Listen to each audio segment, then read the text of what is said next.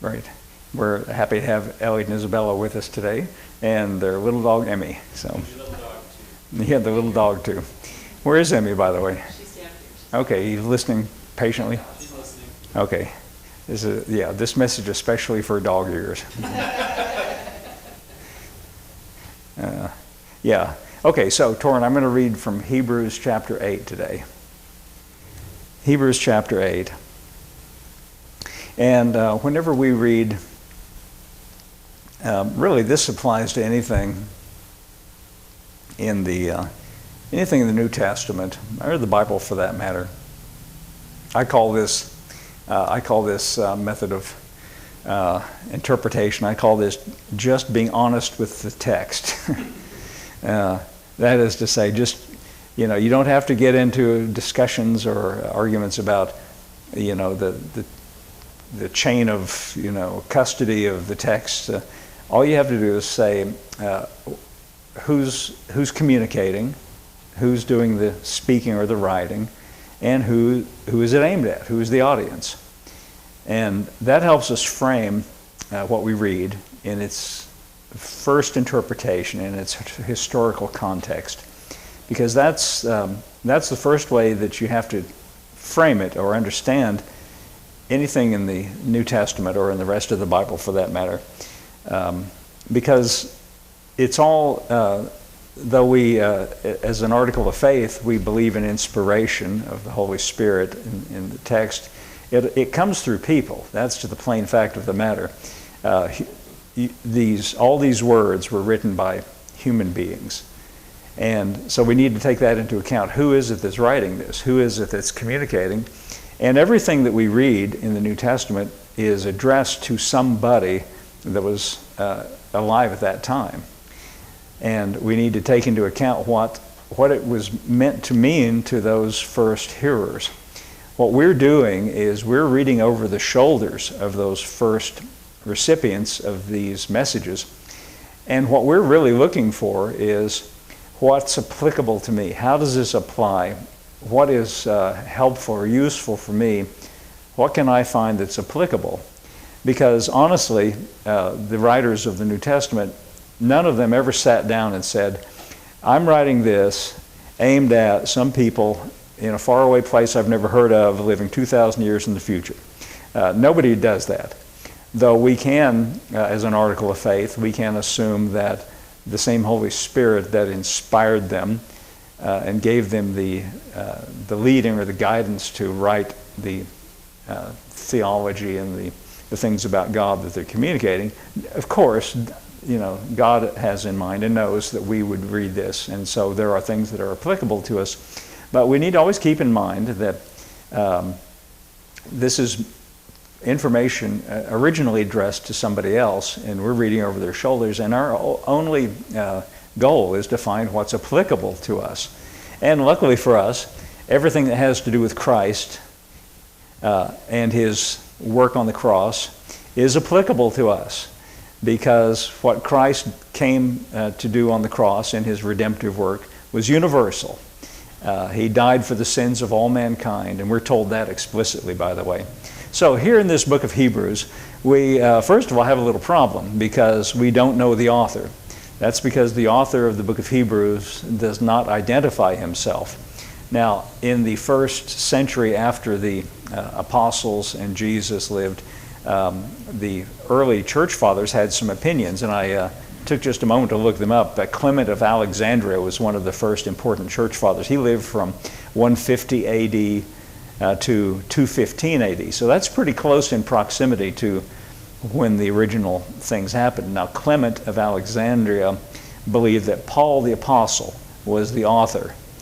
But he suggested that this letter was originally written in the Hebrew language and was later translated into Greek, perhaps by Luke. The reason he suggested that is what some scholars have observed is that the language and the vocabulary is somewhat different than that used by the Apostle Paul, even though some of the ideas are very much the same. Now, Clement of Alexandria had a student or a disciple named Origen, and he lived from 185 to 253, And Origen's another really important church father and a very interesting person too. Now he expressed complete uncertainty about the authorship. In fact, here's a quote from Origen. He says, "God only knows who wrote this epistle," which is kind of that's really what he said. And he acknowledged that it's attributed to Paul. His teacher, Clement, attributed it to Paul. But he was not convinced by that, and he noted what I just pointed out to you, that there are certain stylistic differences in language. Origen was a very serious scholar of those things. Another church father that lived in a different place in Carthage in North Africa was named Tertullian. He lived from 160 to 225. Now he had another idea. Now listen to his idea. He attributed this letter to Barnabas, who was one of Paul's companions and would have been very intimately acquainted with what Paul the Apostle was preaching. Now the reason he said this might have been, he thought it could have been written by Barnabas, the associate of Paul, was because we're told in the book of Acts that Barnabas was of the tribe of Levi. And being a Levite, he would have been extremely knowledgeable about the Jewish rituals and traditions that are heavily referenced in this epistle. Now when you read it, that's one thing you're going to notice right off the bat, that there's a whole lot of reference to things to do with the Jewish temple. A tremendous amount of information about things like that. Now whoever wrote it, it was a very intelligent person. And here's the point I wanted to make. After going through all of that, I'm going to say that it doesn't really make any difference who wrote it, because we don't, the author doesn't say, "You better believe me because of my authority," like Paul sometimes does. On the strength of the arguments alone, that's what this writer, he gives you really solid arguments for what he's saying and backs it up with scriptural references from the Old Testament. So with that in mind, I want to read from chapter 8 today, and we're going to ask this question: how does this apply to us? What can we find that's applicable? And as it turns out, there's some really good, positive, helpful things. This is just my personal opinion. There's not really much point in reading it unless we're, anything here, unless we're going to find something helpful. I don't understand why people read through the scriptures looking for things that are frightening or scary or, put them in a sense of insecurity. We're looking for things that are useful and helpful. And chapter 8 is very, very positive and very helpful. So in the very first verse, here's what this writer says, whoever he may be. Now of the things we've spoken, this is the sum. So that's a good place to start. He's going to sum it up, so that should help us. We have such a high priest. Now having said that, that refers back to what he said in the previous chapter when he talked about a mysterious Old Testament character named Melchizedek. Now Melchizedek appears in the scriptures without any discussion of where he came from or where he went afterwards. And he draws a conclusion from that, this writer of the Hebrews, that he has no beginning and no end, so he's in the sense like Christ. Now Melchizedek appears, and he comes to Abram before he was called Abraham, and the occasion was Abraham's brother Lot had been kidnapped and taken captive, and so Abraham got his men together, and Abram, and went and rescued him. And they had a big battle, and he rescued Lot. And then afterwards, this mysterious figure, Melchizedek, appears on the scene. He's called the King of Salem. Now Salem is a word that means peace. King of peace. But we don't really have any background, He just appears, and he just comes to Abraham, this Melchizedek, and he brings him bread and wine. Now right away, when you hear that, what that should make you think is that should set off a little light bulb thinking, bread and wine, that's like what Jesus did at the Last Supper when he said, "This is my blood of the new covenant, shed for many for the remission of sins." Now keep in mind that when this figure Melchizedek is appearing to Abraham, this is long before Moses, long before the Old Testament law. And so there's no priesthood yet associated with the law, yet this man identified as a priest, Melchizedek, here he is. Where did he come from? How did he get to be a priest? How did he get to be the king of Salem? We don't know. He's just a mysterious character. And so this writer talks about him, and he says, and also Abraham turned around and gave him 10% of the spoils from this battle when he conquered these kings and rescued Lot. And so he's saying, how much, how great this person is. And the whole point of saying that is to say, Jesus is like that. That's what he means in chapter 8 here. He says, we have somebody like that. We have such a high priest, he says in verse 1, who is set at the right hand of the throne of majesty in the heavens. Verse 2 says, a minister of the sanctuary and of the true tabernacle, which the Lord pitched, and not men. Now this true tabernacle, what that means is the real one. That's what another translation says. If you look this up in other translations, that's what you're going to find that most of them say. The true tabernacle, the real one. What he's saying is that the building that's on earth that they erected as a tent, first of all, and then as a fixed temple, was symbolic of a spiritual truth. He says the true tabernacle is the one that the Lord, in other words, what God himself did, not meaning that God made a building up in heaven. He's not saying that, but the truths that represents, God made those true. Okay, let's go on reading. Verse 3. For every high priest is ordained to offer gifts and sacrifices. Wherefore it is necessary that this man have somewhat also to offer. He's talking about Jesus here. Verse 4 says, for if he were on earth, he should not be a priest, seeing that there are priests that offer gifts according to the law. In other words, there already are those priests, and Jesus wouldn't be one because he's not a Levite. He's not of that tribe. He's not an earthly priest, in other words. He's something higher than that. That's the point he's making. But these earthly priests, in verse 5, listen to what this says. They serve under the example and shadow of heavenly things, as Moses was admonished of God when he was about to make the tabernacle. For see, saith he, that thou make all things according to the pattern showed thee on the mount. Now what he's talking about is when Moses received the law, the Ten Commandments, he went up on the mountain. He didn't just get the Ten Commandments. You remember he went down and he got mad and broke them and he had to go up and get another set. But he also, at that time, God gave him a pattern, he said, of something called the tabernacle. And it was like an elaborate tent with 3 different parts to it. And he said, now make it just like this pattern. Now what he's saying here is the earthly priest in the temple that was later made in Jerusalem is just a pattern or a shadow, or I looked it up in some other translations, and like this one, the Christian Standard Bible says the physical temple in Jerusalem, for instance, these serve only as a copy and a shadow of heavenly things. Now, here's a consensus from other translations. They say things like this: a shadowy suggestion, an earthly model, a sketch, an example, a pattern or reproduction or a prototype. So what he's saying is the physical temple that you don't see it today because the Romans came and tore it down, but what they had at that time and what was standing when this writer wrote this was not the reality. He said this is only made to be a prototype or a copy or a shadow of something that's real in the heavens.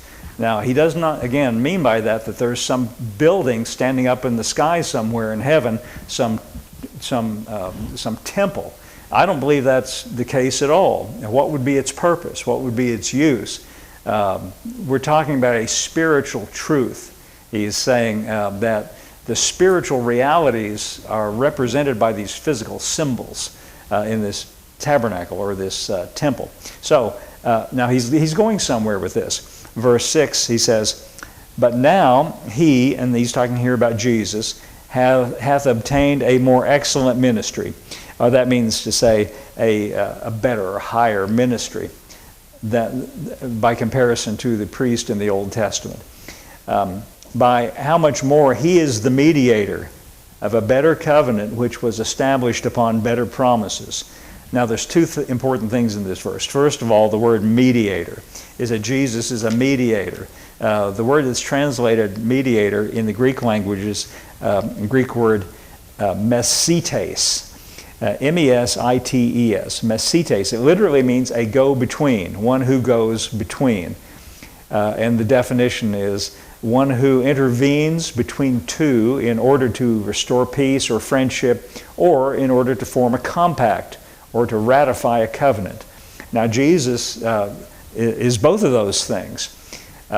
He is a go-between between God and man, and he's also the one who ratifies. See, that's what he said at the Last Supper when he took the cup, and he said, "This is my blood of the new covenant."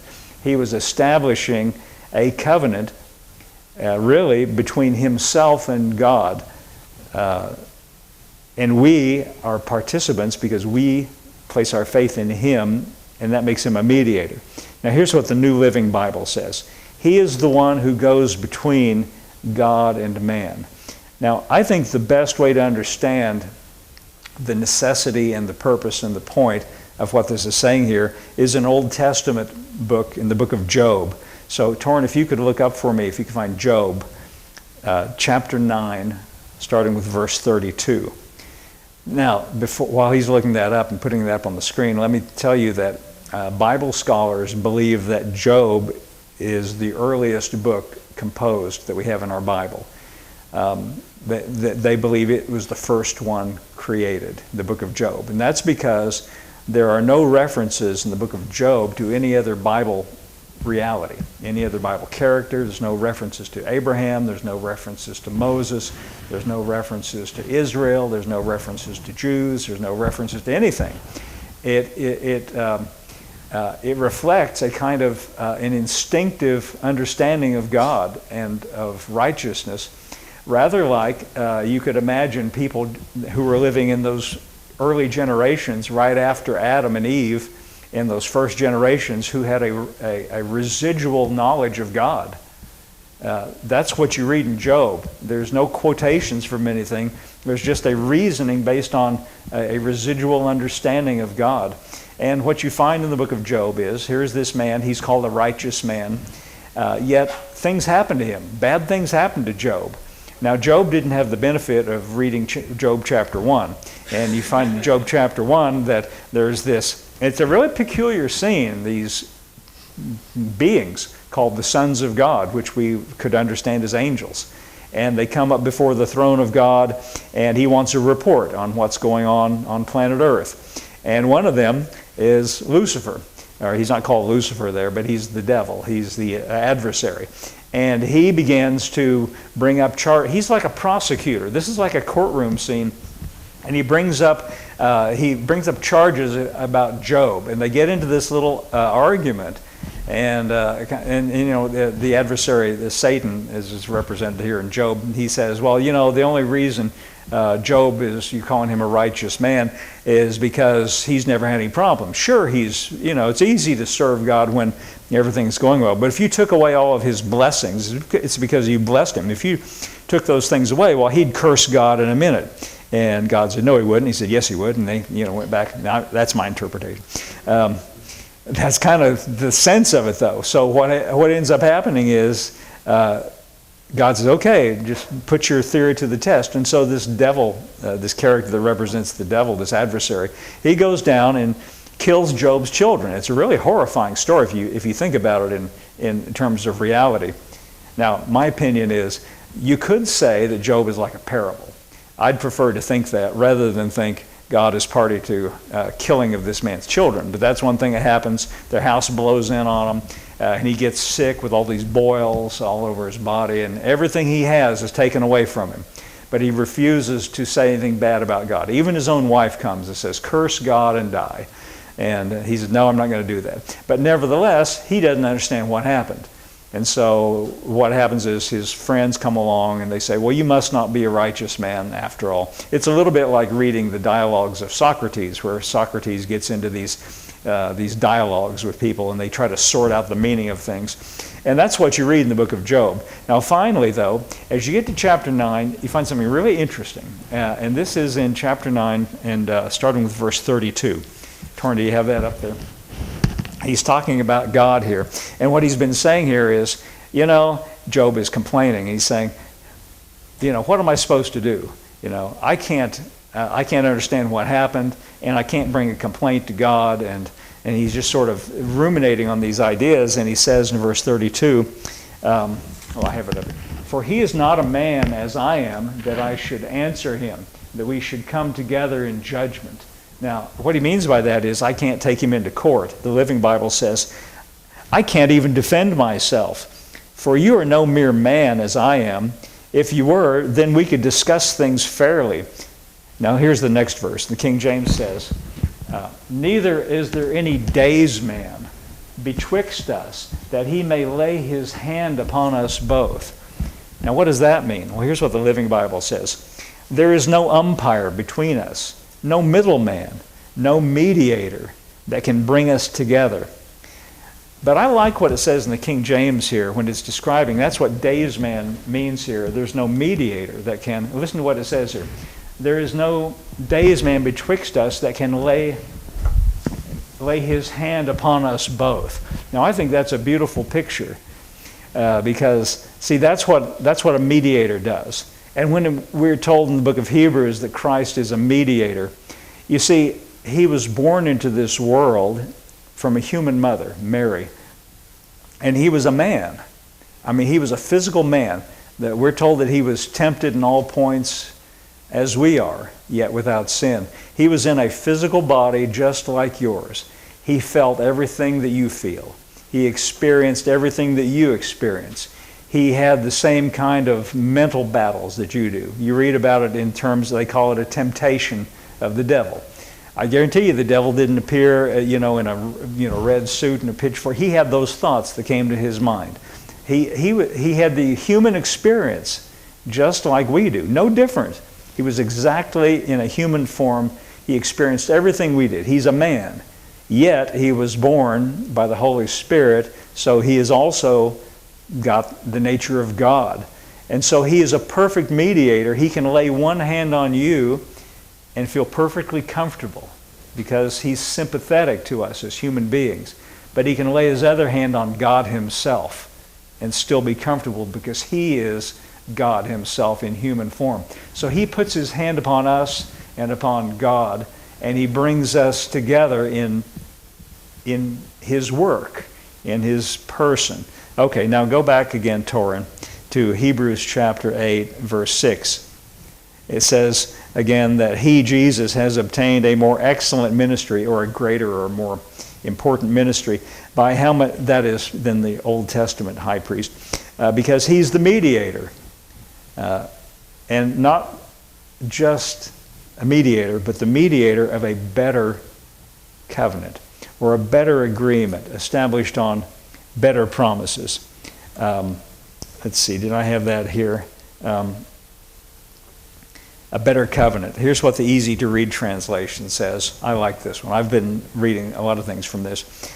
But the work he has been given is much greater than the work that was given to those Old Testament priests. And in the same way, this new agreement that Jesus brought from God to his people is much greater than that old one. And this new agreement is based on better promises. Here's what the Message translation says. Jesus' priestly work far surpasses what those other priests did, since he is working from a far better plan. That's an important point. You see, what Jesus inaugurated or initiated, the reason it says it's better promises, is because it's not contingent on you. Well, let's go on reading and we'll say more about that. So he's a mediator of a better covenant, established on better promises. Verse 7, for if that first covenant, and by that he means the law of Moses, if that first covenant had been faultless, there should have been no place sought for the second. In other words, if there were no problems with it, then why are we even here talking about a new covenant? If it got the job done, in other words, if it was sufficient or satisfactory, there'd be no reason we would even be talking about a new covenant. Verse 8 says, for finding fault with them, the them here means, well, who does it mean? Well, it means the participants in that covenant, the human participants, the nation of Israel. For finding fault with them, he said, behold, the days come, saith the Lord, when I will make a new covenant. Now he's quoting here from a prophet of the Old Testament, Jeremiah, from Jeremiah chapter 31. A new covenant with the house of Israel and with the house of Judah. Verse 9 says, not according to the covenant that I made with their fathers, in the day that I took them by the hand to lead them out of the land of Egypt, because they continued not in my covenant, and I regarded them not, saith the Lord. That's a way of saying that. Well, what is that saying? Well, that first covenant, see, here was its flaw, here was its weakness. Now, I'm pointing this out because, by contrast, the new covenant that we're a part of does not have this flaw and this weakness. The flaw of the Old Testament was it was a covenant between God up here and man down here. God had promises, and he said, if you do certain things, I'll do certain things. And it was contingent on their performance. And you can read about it in the book of Deuteronomy. If you'll observe to do all that I've written in this book of the law, to do it, everything that's written in this book of the law, then all these blessings will come upon you. But if you fail to observe to do everything written in this book of the law, all these curses will come upon you. So it was hinging on and contingent upon their performance. And as human beings, and let's not be too hard on them, we would be the same way. As human beings, if we're honest, we know that we are flawed and have faults. And the Apostle Paul even says it this way. The very fact that he says you must continue in all things written in the book of the law to do them automatically must make you assume that then it excludes everyone who tries to approach God that way, because nobody continues on all things written in the book of the law. Otherwise, why would we be talking about something? That's the fault. That's the flaw. You see, God's never going to fail on his side. He's completely faithful. It fails on the human side. So the solution was to make a new covenant with a human representative who cannot fail, and that's Jesus. So the new covenant is not an agreement between you and God. It's not God coming down here to you as a person saying, now you must fulfill certain things to get blessings. And if you don't fulfill certain things, well, then all these curses. It's not like that. He said it's, did you notice here in verse 9, torn to you, verse 9 up there? Not according to, that means not like, not similar to, not based on the covenant that I made with their fathers. It's different. And what's different about it is this new covenant is made between God and Jesus. Now, if you have doubts about that, it's made explicit at the Last Supper where Jesus took the cup. And he said, this is my blood of the new covenant. Now, he didn't say, you go and make your own covenant. He didn't say, we need your blood now. He just said, this is my blood. I'm making this covenant. Now, here's the cup. You drink it. You see? He cuts the covenant. It's his blood that's shed. He makes the sacrifice. He comes to God, and it's a covenant between God and Jesus. And then he says, symbolically speaking, I've done it all. You just receive it. He gives the disciples the cup in a symbolic way and saying, just drink it. Just receive it. So let's go on reading. We haven't got to the good part yet. This is the comparison, verse 10. Now here we come to the good part. He's quoting now, of course, from Jeremiah. Jeremiah is the prophet who spoke these words prophetically back in the Old Testament, looking forward to and describing what it would be like. For this is the covenant that I will make with the house of Israel in those days, saith the Lord. I will put my laws in their mind. In other words, not out here in a stone that you have to look at that's external to you, but internal. And don't think that when he says, I will write my laws in their mind, that he's going to take like a Sharpie or a felt tip pen and write it literally. He means I will put it on, I will make it an internal part of your nature. I will put it in you instead of being outside of you. I'll change what's inside of you. I will write my laws in their mind and write them in their hearts. That means I will put it, a nature that wants to do the right thing on the inside. Then it says, I will be to them a God, and they shall be to me a people. Verse 11, for they shall not teach every man his neighbor and every man his brother, saying, know the Lord, for all shall know me, from the least to the greatest. Now, it's tempting sometimes to just read over this and pass by it without considering what this is saying. Just take a moment and ponder what these words are saying. They shall not need to teach every man his neighbor and every man his brother, saying, know the Lord, for all shall know me, from the least to the greatest. That means everyone who is a participant in this new covenant has equal access to God and direct knowledge of God with no other human intervening. Direct knowledge of God. Now, if you consider the ramifications of that, that means there's no other human person who has better access to God than you do. There's no other human person, be he a minister by any other or any other title that he might call himself, who knows God more than you do, who hears God more than you do, who has better access to God, who's closer to God. All shall know me, from the least to the greatest. Now, sometimes people try to present themselves as having a knowledge of God that you don't have. What I would say is you should be very suspicious of that. And I base that on this verse.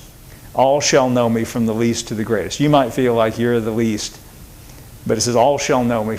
In other words, I'm not going to make any distinction.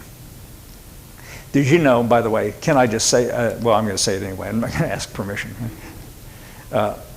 Every minister, whether he be called an apostle or a prophet or a pastor or a teacher, what's the other one, evangelist, or any other name he might put on himself or any other label, all ministers have the same function.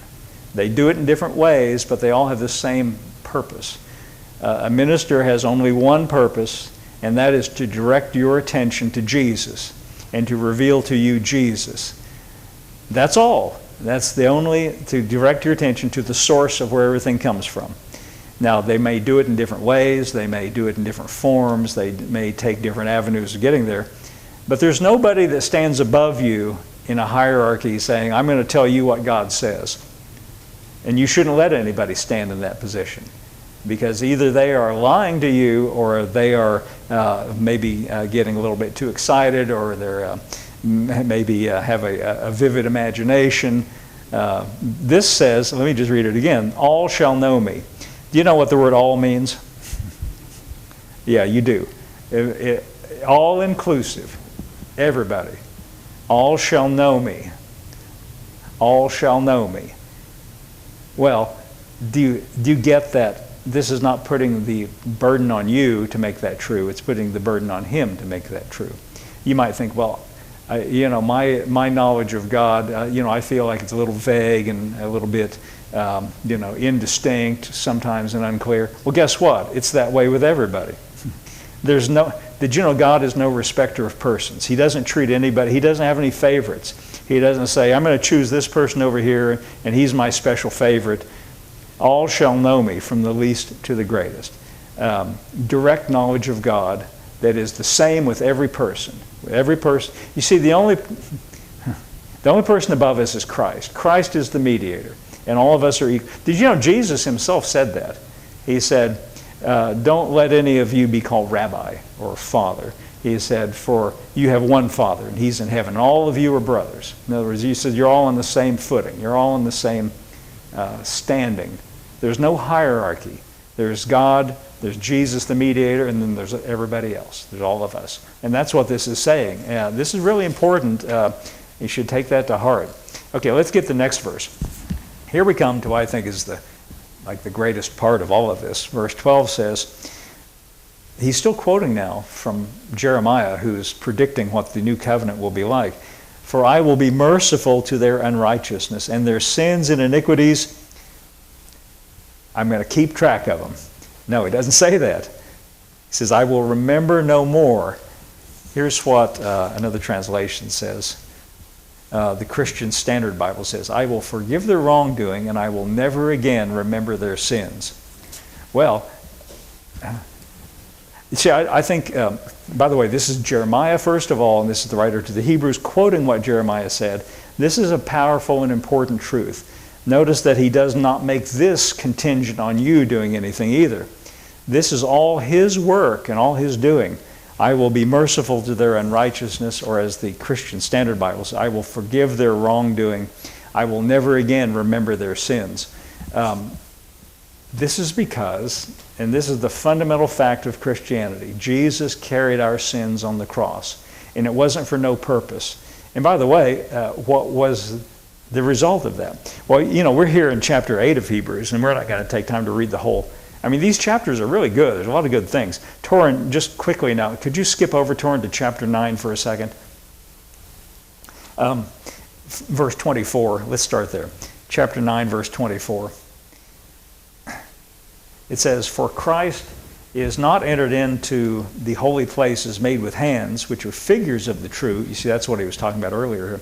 "But into heaven itself, now to appear in the presence of God for us," or as our advocate, or as our mediator, as the one who represents us. Verse 25, "Nor yet that he should offer himself often, as the high priest entered into the holy place every year with the blood of others."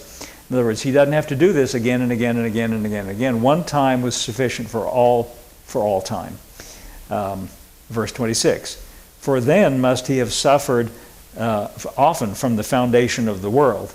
But now, once, in the end of the world, hath he appeared," listen to this, "to put away sin by the sacrifice of himself." Now that means his death on the cross, doesn't it? The sacrifice of himself. He said the result is he put away sin by the sacrifice of himself. Now, just again, I think it's important to not be in a hurry and to just ponder these words and what they mean. When he says he put away sin, what does that mean? Well, what does it mean when you put something away? Well, I like to use this example. See these Bibles here? I have these here because when we first got before we got the screen up here, I used to, if I wanted to read from the Message, I had to pick up this little book and and find it. See, I've got these Bibles, and they're out here. Y'all can see them, right? Can everybody see them? Everybody look up here. See these books here? And they're out on the pulpit, right? And that means I can pick them up at any moment, and I might open it at any moment and read from it, right? But here, now watch this. This is such a great demonstration. I'm going to take these books, and I'm going to open this little door down here, put them in there, and close the door. Now, you know what I've done? I put them away. Now, what does that mean? That means I can't open them. That means they're off the table. That means they are not a factor, and they can't be a factor. And they're removed from consideration because I put them away. Isn't that right? Isn't that just the basic meaning of put away? Yes, it is. And this is what it says that Jesus did by the sacrifice of himself. It said he put away sin. That's because he carried it. He was punished for it. Our judgment fell on him, and God is done with it. And the result is, it says he put away sin by the sacrifice of him. It's purely his work.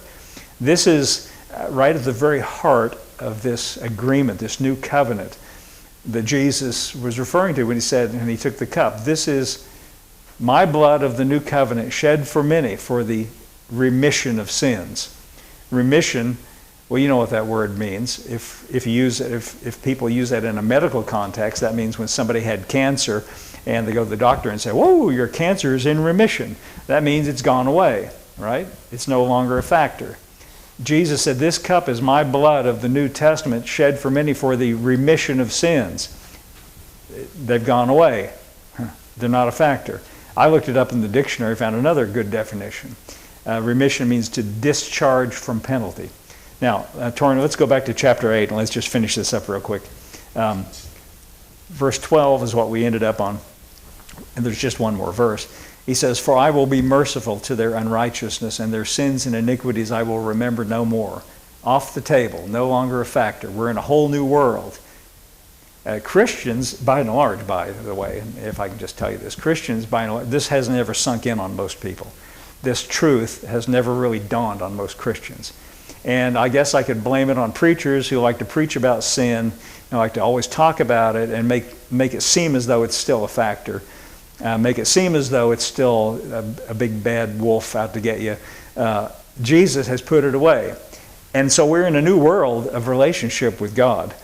And we shouldn't let anything or anybody drag us back into that dark place before this, as though it never happened, And so this writer, I think, wants to get that across.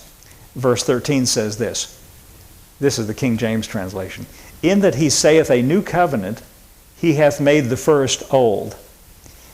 That's a way of saying, by the very fact that God, through the prophet Jeremiah, said, "I'm going to make a new covenant," by even using that expression, he has made the first one old. Then he adds this, "Now that which decayeth and waxeth old is ready to vanish away." Well, what does that mean? Well, let me read it to you from another translation. This is called the Expanded Bible. God calls this a new agreement. So, He has made the first agreement old, that is, obsolete or outdated. Now anything that's old or obsolete or outdated is worn out and ready to disappear. Well, that's pretty blunt, isn't it? Could you put the Amplified on the screen, Torrin? Let's read what the Amplified says here. When God speaks of a new covenant or agreement, he makes the first one obsolete, out of use. And what is obsolete, out of use, annulled because of age, is ripe for disappearance and will be dispensed with altogether. Again, that's pretty plain, isn't it? Here's what, the message. You got the message there, Torrin? Let's read that. By coming up with a new plan, a new covenant between God and his people, God put the old plan on the shelf, and there it stays, gathering dust. I think that's pretty good. Until the Christians all come along and take it down and stuff. No, but he's writing this so that we won't do that. He wants us to stay and keep our minds in this new world in which everything is bright and positive, in which God has removed all the things that would have condemned us or disqualified us or made us feel unfit or under a cloud of guilt in some sense. All those things are wiped away because of what Jesus did, We just need to always keep that in view, keep that in mind. Okay, well, I think there's some good practical things we can apply to our lives there. And so that's all we have today. And thank you for listening very patiently. Thank you, Torrin.